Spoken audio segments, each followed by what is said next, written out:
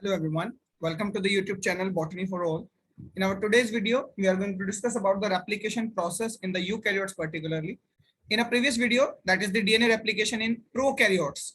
Today we will discuss the eukaryotes basically. In the previous video, I have discussed about the replication in prokaryotes, where I have discussed all the concepts related to the DNA replication.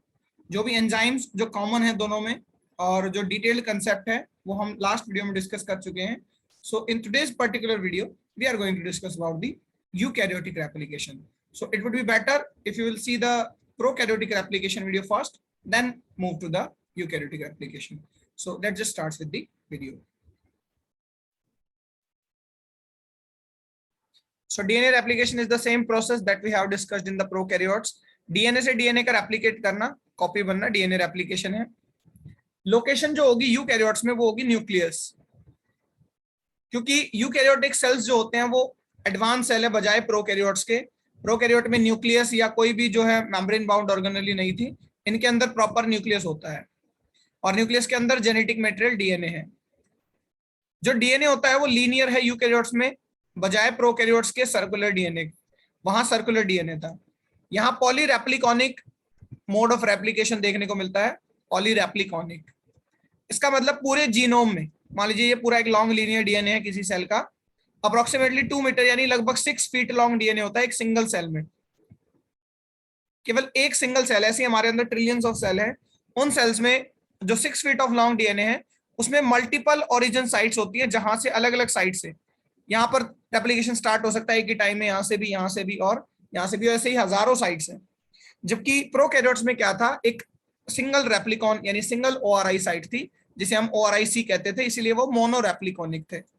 सो उसकी बजाय यहाँ पर eukaryotes में पॉलीरेप्लिकॉनिक है, यानी एक साथ कई साइट जो है वो रेप्लिकेट करती हैं. It means they are having multiple replication sites और we can say multiple ORIs. तो ओरिजिन ऑफ रेप्लिकेशन साइट क्या है ये हम पहले पढ़ चुके हैं, वो यहाँ पर काफी सारी हैं.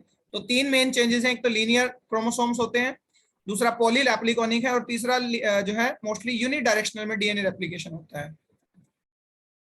वहां सर्कुलर जीनोम था, सिंगल ORI से दोनों तरफ फॉर्क चलती थी. यहाँ लीनियर जीनोम है, एक पर्टिकुलर मशीनरी. ORI तो काफी सारी है, मानो ये एक ORI है तो फॉर्क आइदर दिस और दिस, किसी एक ही डायरेक्शन में चलेगी, एनी वन डायरेक्शन. सपोज ये 5 to 3 है, ये 3 to 5 है और फॉर्क इधर चल रही है, तो लीनियर तो है ही है, साथ ही साथ यूनिडायरेक्शनल मोड ऑफ रेप्लिकेशन है. तो ये कुछ था basics DNA replication in eukaryotes के बारे में. So since we are having many of the replication sites, ORI जो है वो बहुत सारी होती हैं. सेकंड थिंग, ORI को यूकैरियोट्स में जहां से स्टार्ट होता है पूरे जीनोम में डीएनए रेप्लिकेशन और जो कि मल्टीपल साइट्स हैं ORI, उनको यूकैरियोट्स में ARS कहते हैं. यूकैरियोट्स के लिए मॉडल ऑर्गेनिज्म यीस्ट जो है, बडिंग यीस्ट, सैक्रोमाइसिस जो सेरेवेसी यानी बडिंग यीस्ट जो है, उसमें ओरिजिन ऑफ रेप्लिकेशन साइट को ARS कहते हैं. ARS का मतलब है ऑटोनोमस रेप्लिकेटिंग सीक्वेंस. तो यहां ओरिजिन ऑफ रेप्लिकेशन ना बोल के ओरिजिन ऑफ रेप्लिकेशन साइट यानी ORI साइट को एक नाम दिया जाता है ARS. ऐसा नाम प्रोकैरियोट्स में जो दिया जाता था वो दिया जाता था ORIC. तो ये एक डिफरेंस है. एक मेजर डिफरेंस ये भी अभी जो मैंने बताया कि ORI साइट तो एक सिंगल होती थी, जो ORIC थी वो तो एक सिंगल थी, लेकिन ARS जो है वो मल्टीपल्स हैं, बहुत सारी होती हैं. अगर मैं यीस्ट की बात करूं तो लगभग नियरली 400 ARS, 400 के करीब ARS हैं एक जीनोम में. एक सिंगल सेल का जितना भी लॉन्ग डीएनए है उस डीएनए में लगभग 400 पॉइंट ऐसे हैं जो ओरिजिन ऑफ रेप्लिकेशन पॉइंट है. ORIC की लेंथ जो होती थी वो लगभग 245 बेस पेयर होती थी, बजाय इसके ARS की जो लेंथ है वो स्मॉल है, वो 200 बेस पेयर है नियरली. ऑल्दो स्मॉल है लेकिन मल्टीपल है, बट है बहुत सारी. तो ये भी एक फीचर है यूकैरियोट्स का. तो सबसे पहले हम जो है डीएनए रेप्लिकेशन इन यूकैरियोट्स में सबसे पहले हम बात करते हैं ओरिजिन ऑफ रेप्लिकेशन की. That is the very first step कि ओरिजिन स्टार्ट कैसे होता है रेप्लिकेशन यूकैरियोट्स में. The same thing we will be in a need of origin of replication site. अब पूरे जीनोम में तो बहुत सारे ओरिजिन ऑफ रेप्लिकेशन साइट है जिन्हें अब मैं ARS लिखूंगा. तो हर एक ARS पर एवरीथिंग विल बी सेम. सभी एआरएस ना पढ़ के हम एक पर्टिकुलर एआरएस पर क्या होता है अब ये हम पढ़ेंगे, क्योंकि एक से ज्यादा एआरएस है, 400 तक भी एआरएस है, सब पर सेम मशीनरी काम करेगी, लेकिन मशीनरीज होंगी बहुत सारी, इसीलिए हम इसको पॉली रेप्लिकॉनिक कहते हैं, जबकि प्रोकैरियोट्स मोनो रेप्लिकॉनिक थे। तो रेप्लिकेशन साइट है हमारी ARS, autonomous replicating sequence. Sequence इसलिए क्योंकि ये डीएनए के बेस पेयर बनाए। Let's say this is a DNA molecule with the two strands running opposite to each other and binded by the hydrogen bonds. दो strand आपस में hydrogen bond से link रहते हैं, अपोजिट पोलैरिटीज हैं। Let's say this is the ARS site, ये कोई एक एआरएस साइट है, दोनों स्ट्रैंड पर ही शो की जाएगी, लगभग 200 बेस पेयर जो इसकी लेंथ होती है। तो इस एआरएस साइट को भी अगर और डिटेल में हम पढ़ें तो इसमें टोटल 3 डोमेन होते हैं। केवल इतने हिस्से को अगर मैं जूम करूं लाइक दिस, मान लीजिए ये एआरएस है,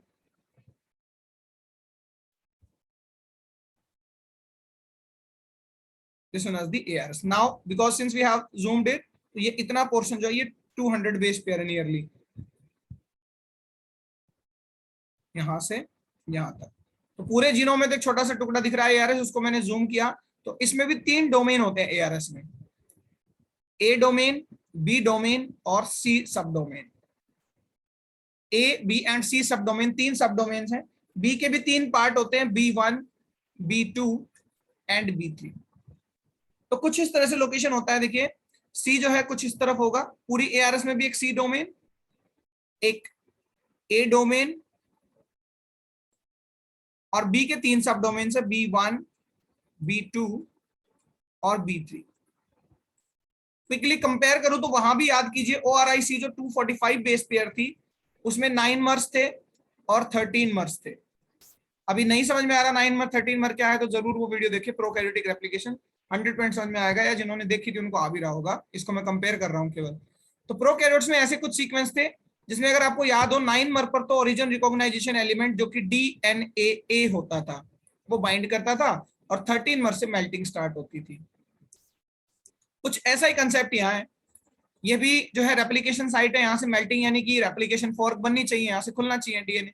तो ए और B1, देखिए ए और बी की केवल B1 ये है ओरिजिन रिकॉग्नाइजेशन एलिमेंट।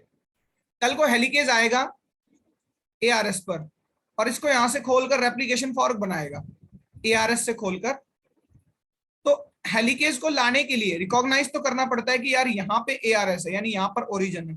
तो ओरिजिन को रिकॉग्नाइज करने का काम कोई ना कोई प्रोटीन करेंगे, जैसे कि वहां पर डीएनए करता था, तो यहां भी कोई करेगा। तो वो रिकॉग्नाइजर जो आएगा वो ए और B1 पर बाइंड करेगा, यानी पूरे एआरएस पे भी नहीं, एआरएस में भी सिर्फ ए पर और B1 पर। B2 और B3 पर मेल्टिंग होती है, जैसा कि प्रोकैरियोट्स में 13 मर यूनिट से मेल्टिंग होती थी, यानी ये 80 रिच है। क्योंकि ए और टी न्यूक्लियोटाइड के बीच में 2 हाइड्रोजन बॉन्ड होते हैं, जी और सी में 3, तो इनको तोड़ना आसान है 2 बॉन्ड्स को, इसलिए मेल्टिंग जहां से होती है वो 80 रिच रीजन होता है। सी केवल स्टेबलाइज करती है, सी का कोई खास रोल नहीं है। तो ऐसे करके एआरएस को भी 3 सब डोमेन्स में डिवाइड किया जा सकता है, ए डोमेन में, बी डोमेन में और सी डोमेन में।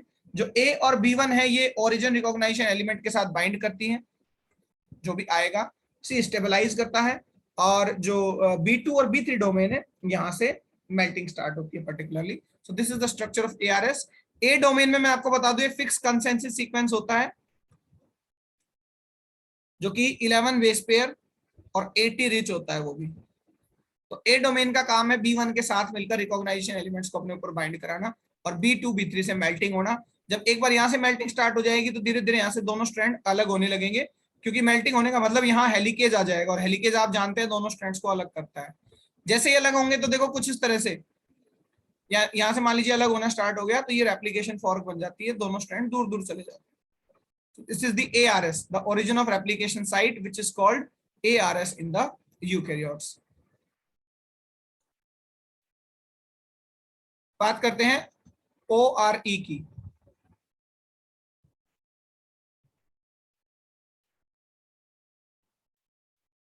Origin recognition element. जो कि प्रोकैरियोट्स में डीएनए ए होता था, लेकिन यहाँ यूकैरियोट्स का हम डिस्कस कर रहे हैं। प्रो में मैं याद दिला दूं डीएनए ए प्रोटीन होता था जो रिकॉग्नाइजर का काम करता था, बट यहाँ वो एप्लीकेबल नहीं होगा। तो यहाँ रिकॉग्नाइजिंग एलिमेंट जो है वो थोड़े से कॉम्प्लेक्स है। Recognition element of course ARS से ही बाइंड करेंगे, तो मैं इसको मान लेता हूं कि ये एआरएस है, लगभग 200 बेस पेयर की, जिसमें कुछ पर्टिकुलर रीजन मुझे दिखाने पड़ेंगे क्योंकि वहां वो बाइंड करता है, that is A and B1। ये दोनों स्ट्रैंड्स पर है क्योंकि डीएनए डबल स्ट्रैंडेड होता है, तो ये रीजन दोनों स्ट्रैंड्स पर है। ओरिजिनल रिकॉग्नाइजेशन एलिमेंट जो है इसमें कॉम्प्लेक्स होता है ORC कॉम्प्लेक्स। ORC कॉम्प्लेक्स का मतलब है ओरिजिन रिकॉग्नाइजेशन कॉम्प्लेक्स। ऐसे प्रोटीन्स का कॉम्प्लेक्स जिन्हें पता हो कि ओरिजिन है कहां, और ओरिजिन का मतलब ARS, यानी ARS कहां है। तो पूरे जीनोम में ये तो ARS नहीं है, ये भी ARS नहीं है, ये ARS है। तो एग्जैक्टली ARS का कैसे पता चलता है, क्योंकि ARS के पास भी एक सिग्नल है। सिग्नल क्या, ORC कॉम्प्लेक्स के लिए सिग्नल है A एंड B1 डोमेन। ए पर पर्टिकुलर कंसेंसस सीक्वेंस है जो 11 बेस पेयर रिच है, AT इस तरह से 11 बेस पेयर AT है, AT रिच। और B1 पर भी कुछ स्पेसिफिक सीक्वेंस है जिनसे पता चलता है ORC कॉम्प्लेक्स को कि यहां से ओरिजिन है। तो ORC कॉम्प्लेक्स में कौन कौन से प्रोटीन होते हैं, एक ORC प्रोटीन होता है खुद, एक प्रोटीन होता है CDC6 और CDT1। जब मैं सेल साइकिल पढ़ा रहा था प्रीवियस सेमेस्टर में, तो वहां भी मैंने SCDK का रोल जब पढ़ाया था, एस फेज का जो CDK होता है या लेट G1 फेज का जो CDK है, उनके रोल होते हैं, वहां भी मैंने पढ़ाया था कि ये CDC6 और CDT1 लाइसेंसिंग कॉम्प्लेक्स है, ये यहाँ पर हेलिकेज को लाएंगे। तो वही बात अब हम यहाँ डिटेल में डिस्कस करते हैं कि ये तीन प्रोटीन ORC, CDC6 और CDT1 ये एक एक करके यहाँ आकर अटैच होंगे। फॉर एग्जाम्पल पहले आकर अटैच हुआ ORC प्रोटीन A और B1 पर, पूरी ARS पर नहीं, A और B1 पर। अभी जस्ट प्रीवियसली मैंने आपको बताया था कि A और B1 पर ओरिजिनल रिकॉग्नाइजेशन एलिमेंट आता है, और ओरिजिनल रिकॉग्निशन एलिमेंट क्या है, यही ORC कॉम्प्लेक्स। तो पहले ORC प्रोटीन आता है, फिर CDC6 प्रोटीन आता है,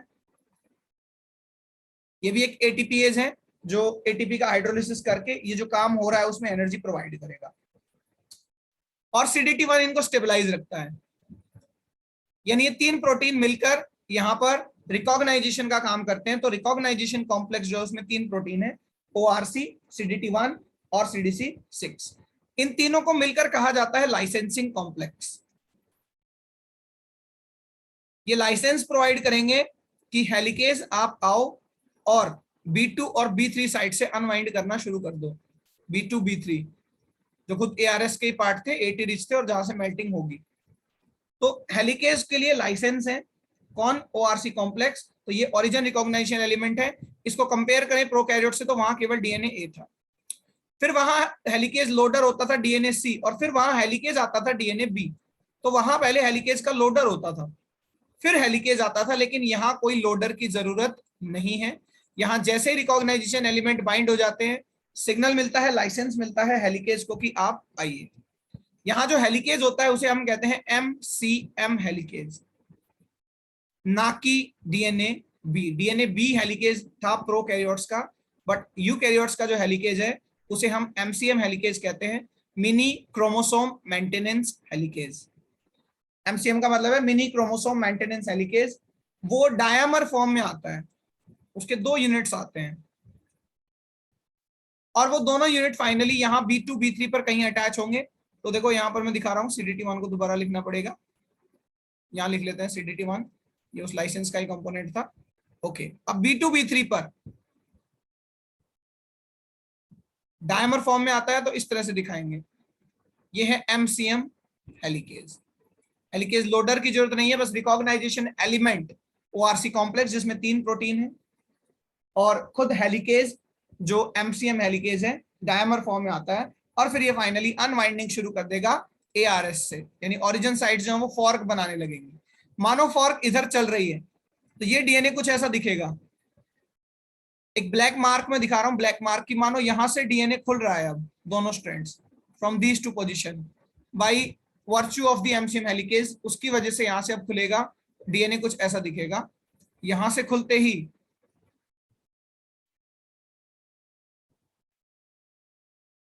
तो इतने एरिया की जैसे जैसे आगे बढ़ रहे हैं ना, अभी फिलहाल हेलिकेज यहाँ आ गया इसका मतलब, और पीछे डीएनए को खोलते हुए आया, और खोलते हुए आने का मतलब यहाँ तो हाइड्रोजन बॉन्ड्स बॉन्डेड थे आपस में यहाँ, लेकिन यहाँ अलग हो गए दोनों strand by the action of helicase. ये दोनों स्ट्रैंड अलग हो गए, तो ये कहलाती है रेप्लिकेशन फॉर्क। तो यहाँ हेलिकेज है, एमसीएम हेलिकेज। यहाँ रिकॉग्नाइजर है ओआरसी सीडीसी6 सीडीटी1 जो कि लाइसेंसिंग कॉम्प्लेक्स भी कहलाता है। एमसीएम जो है वो डायमर फॉर्म में आता है। और ये काम देखो, रेप्लिकेशन जब होता है ना सेल डिवीजन में रेप्लिकेशन, तो आपको याद होगा एस फेज में होता है। तो ये लाइसेंसिंग कॉम्प्लेक्स तो लेट G1 में ही बन जाता है। फिर सिग्नल आता है तुरंत एस फेज में कि अब आप जो है डिवीजन स्टार्ट कीजिए। तो हेलिकेज आकर अटैच होता है एस फेज में, और जो है रेप्लिकेशन स्टार्ट हो जाता है। रेप्लिकेशन स्टार्ट होते ही सीडीसी6 जो है ये रिमूव हो जाएगा, क्योंकि सीडीसी6 अगर अटैच रहा तो हेलिकेज फिर से आ सकते हैं। इसका मतलब उसी एआरएस से दोबारा रेप्लिकेशन स्टार्ट हो सकता है जिससे अभी अभी हुआ था। तो उसी एआरएस से बार बार रेप्लिकेशन स्टार्ट ना हो, इसलिए एक बार रेप्लिकेशन स्टार्ट होते ही सीडीसी6 जो है वो रिमूव हो जाता है, ताकि दोबारा उसी साइड से रेप्लिकेशन स्टार्ट ना हो। तो इस काम में सीडीके जो मदद करते हैं वो एस फेज के सीडीके मदद करते हैं। हेलिकेज के बारे में भी हम थोड़ा सा पढ़ लेते हैं। हेलिकेज जो है ये एक हेक्सामर प्रोटीन है। इसकी 6 सब यूनिट्स होती हैं, ऐसे 1 2 3 4 5 6। तो ये हेक्सामर प्रोटीन है, 6 सब यूनिट है जिन्हें हम MCM 2 3 4 5 6 7 ऐसे लिखते हैं, 6 के 6 को 2 3 4 5 6 7। ये रेप्लिकेशन फॉर्म बनाने में यूजफुल है और हाइड्रोजन बॉन्ड्स को ब्रेक करता है दोनों स्ट्रैंड्स के बीच में। एक चीज अंडरस्टूड है अपने आप ही, अगर आपने प्रोकैरियोटिक रेप्लिकेशन पढ़ा है तो मैंने वहां भी बताया था, दोनों स्ट्रैंड आपस में दोबारा बाइंड ना कर जाएं, इसके लिए सिंगल स्ट्रैंड बाइंडिंग प्रोटीन्स होते हैं जो दोनों स्ट्रैंड्स को अलग ही रखते हैं। आगे सुपर कॉइलिंग खुलती रहे, देखिए डीएनए तो ऐसे है, सुपर कॉइल्ड है, तो जैसे जैसे फॉर्क आगे चलेगी इसको खोलना भी जरूरी है, उधेड़ना भी जरूरी है, तो आगे चलता रहता है टोपो आइसोमेरेज। प्रोकैरियोट्स में नेगेटिव सुपर कॉइलिंग करने वाला, यानी आगे डीएनए को उधेड़ते रहने वाला ताकि कॉइलिंग हटती रहे, देखिए इस चीज में कर चुका हूं ऑलरेडी डिस्कस, उसे हम गाइरेज कहते थे, लेकिन यूकैरियोट्स में उसी को हम टोपो आइसोमरेज कहते हैं। और स्पेसिफिकली टोपो आइसोमरेज 1A, टोपो आइसोमरेज 1 जो होते हैं या 1 में भी A, वो ज्यादा यूज होते हैं किसमें, यूकैरियोट्स में। तो टोपो आइसोमरेज क्या होता है ये हम ऑलरेडी डिस्कस कर चुके हैं इस पर, इसे प्रोकैरियोट्स में गाइरेज कहते हैं, तो इसका क्या काम है ये भी आप प्रीवियस वीडियो में देख सकते हो। तो kind of elongation complete, sorry initiation complete है कि ओरिजिन ऑफ रिकॉग्नाइजेशन एआरएस क्या है, एक चीज, रिकॉग्नाइजेशन एलिमेंट क्या है, हेलिकेज क्या करता है और इसका नाम क्या है, दैट इज एमसीएम हेलिकेज। अब जैसे ही फॉर्क बन जाएगी अगला काम होता है प्राइमर लगाना, यानी कि प्राइमर एडिशन।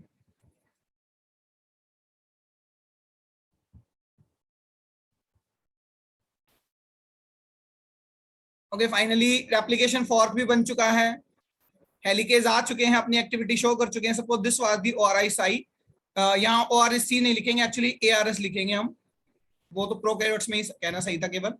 ARS से दिस वाज दी ARS, ये इसके B2 B3 डोमेन है बिल्कुल लास्ट में, यहां से डीएनए ओपन हो चुका और आगे तक ओपन हो चुका। इट मींस अभी पर्टिकुलर इस टाइम पर हेलिकेज है क्योंकि पीछे से वो खोलता ला रहा है। हेलिकेज ऐसे मूव कर रहा है तो ऐसे ही हमारी फोर्क मूव कर रही है। तो पोलैरिटीज हम लिख लेते हैं 5 prime 3 prime 5 prime 3 prime.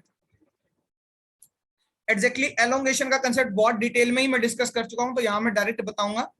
Elongate करने के लिए देखो डीएनए से डीएनए बनाना ना, बेसिकली 2 स्ट्रैंड है, 2 पेरेंट स्ट्रैंड अलग हुए, पेरेंट 1 पेरेंट 2 अलग हो गए, पेरेंट 1 पेरेंट 2। पेरेंट 1 के कॉम्प्लीमेंट्री एक डीएनए बन जाता है स्ट्रैंड, और पेरेंट 2 के कॉम्प्लीमेंट्री एक स्ट्रैंड बन जाता है। तो ये एक नया डीएनए बन गया और दूसरा ये नया बन गया। तो ये स्ट्रैंड कैसे, कौन कंटिन्यूअस कौन लैगिंग, ये सब हम डिस्कस कर चुके हैं। हाँ, नए स्ट्रैंड ऐड करने का काम, नए स्ट्रैंड पर नए डीएनए के न्यूक्लियोटाइड ऐड करने का काम करते हैं DNA polymerase. DNA polymerase is the main enzyme, सबसे मेन एंजाइम जो है पूरे रेप्लिकेशन का वो डीएनए पॉलीमरेज है। प्रोकैरियोट्स में 1 2 3 4 5 होते थे, मेनली 3 जो है वो एलोंगेट करता था। तो यहाँ भी एंजाइम तो देखो एलोंगेशन के डीएनए पॉलीमरेज ही होंगे, लेकिन अलग नेचर के, अलग एक्टिविटी। एक्टिविटीज क्या होती है ये भी हम पढ़ चुके हैं। 5 to 3 पॉलीमरेज का मतलब नए न्यूक्लियोटाइड ऐड करते रहना, क्योंकि मॉल बायो में जब भी कोई नई चीज बनती है तो हमेशा 5 to 3 डायरेक्शन में ही बनती है, चाहे डीएनए बने चाहे आरएनए बने। ये बनने वाले स्ट्रैंड की डायरेक्शन है। 5 to 3 का मतलब ये नहीं है कि इसका जो कॉम्प्लीमेंट्री स्ट्रैंड बना, मानो ये बना ऊपर वाले स्ट्रैंड का, स्ट्रैंड 1 का, तो वो 5 to 3 ऐसे बन रहा है, नहीं। उस स्ट्रैंड की पोलैरिटी क्या होगी? 5 to 3। इसका मतलब वो स्ट्रैंड ऐसे बना है। तो हम स्ट्रैंड की बात करते हैं जब हम 5 to 3 पोलैरिटी लिखते हैं, ना कि पेरेंटल स्ट्रैंड की, सिंथेसिस की। तो यहाँ पे भी एलोंगेशन में एंजाइम तो डीएनए पॉलीमरेज ही होंगे, बट उससे पहले हम बात करते हैं प्राइमर एडिशन। प्रोकैरियोट्स में रिकॉग्नाइज करता था डीएनए ए हेलिकेज लोडर होता था, डीएनए सी हेलिकेज होता था, डीएनए बी और प्राइमेज होता था डीएनए जी। यानी वहां पर प्राइमर ऐड करने के लिए, देखो अब प्राइमर क्या है ये फंडा भी हम डिस्कस कर चुके हैं। द सेम थिंग मैंने स्टार्टिंग में बताया था इस लेक्चर के कि प्रोकैरियोट्स का तो बहुत जरूरी है पढ़ना, तब हमें बहुत अच्छे से यूकैरियोट समझ में आएगा। तो प्राइमर इसलिए ऐड करना पड़ता था क्योंकि डीएनए पॉलीमरेज जो है वो टेम्पलेट डिपेंडेंट है और प्राइमर डिपेंडेंट है। तो यहाँ प्राइमर ऐड किए जाते हैं। तो प्राइमर ऐड करने का काम प्राइमेज एंजाइम नहीं करता यूकैरियोट्स में। यूकैरियोट्स में जो प्राइमर ऐड किए जाते हैं वो खुद डीएनए पॉलीमरेज ऐड करता है, खुद डीएनए पॉलीमरेज, जिसका एक्चुअल काम एलोंगेशन करना था, बट यहां पर डीएनए पॉलीमरेज ही प्राइमर ऐड करते हैं। एक स्पेसिफिक डीएनए पॉलीमरेज होता है, डीएनए पॉलीमरेज अल्फा। अब इनको हम डिटेल में भी डिस्कस करेंगे, बट रादर अभी आप समझिए कि प्राइमर ऐड करने का काम एक डीएनए पॉलीमरेज करता है, डीएनए पॉलीमरेज अल्फा।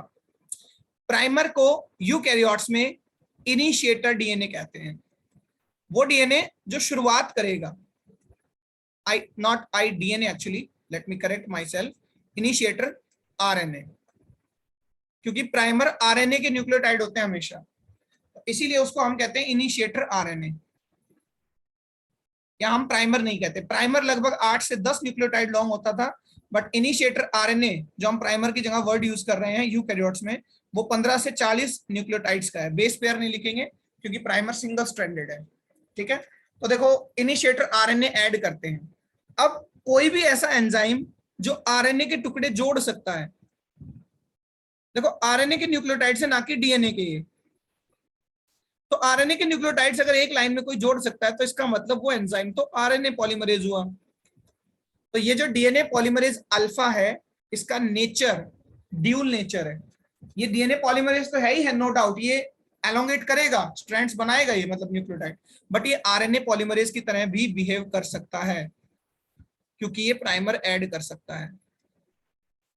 तो यहां पर प्राइमर ऐड करने का काम प्राइमेज नहीं, डीएनए पॉलीमरेज अल्फा करते हैं। तो चलिए प्राइमर ऐड करते हैं हम। वो स्ट्रैंड जो कॉन्टिन्यूअस बनेगा उसमें एक ही प्राइमर लगेगा, जो कॉन्टिन्यूअस नहीं बनेगा उसमें कई प्राइमर लगेंगे। तो अगेन द सेम थिंग, पीछे वाले वीडियोस की तरह, प्रोकैरियोट्स की तरह, जब इसका कॉम्प्लीमेंट्री स्ट्रैंड बन चुका होगा, तो पीछे क्यों दिखाएं हम, ARS के बाद ही हम दिखाते हैं। फॉर्क इधर चल रही है, देखिए इधर, और ये ARS थी ये, ठीक है। तो राइट नाउ इधर लिख लेते हैं 5 प्राइम, इधर लिख लेते हैं 3 प्राइम। पीछे हम क्यों लिखें, क्योंकि वहां तो डीएनए रेप्लिकेट कर ही नहीं रहा। अब कल को जो नया स्ट्रैंड बन जाएगा, मानो ये है पेरेंट 1 स्ट्रैंड, ये है पेरेंट 2 स्ट्रैंड, तो पेरेंट 1 के कॉम्प्लीमेंट्री जब नया डीएनए बन जाएगा ये, तो उसकी पोलैरिटी होगी 3 to 5, और बनना चाहिए ऐसे फॉर्क के साथ। तो 3 to 5 तो बन नहीं सकता, इसका मतलब 5 to 3 बनकर आएगा, बनकर 5 to 3 आएगा, लेकिन चलना फॉर्क के साथ पड़ेगा। तो इसका मतलब इसमें ये वाला स्ट्रैंड लैगिंग होगा, लैगिंग, और नीचे जो बनेगा वो लीडिंग होगा। तो चलिए प्राइमर लगाते हैं, पहले नीचे ही लगाते हैं क्योंकि वो लीडिंग होगा। प्राइमर में लगा रहा हूं रेड कलर से, यहां मैंने एक प्राइमर लगा दिया यहां पे,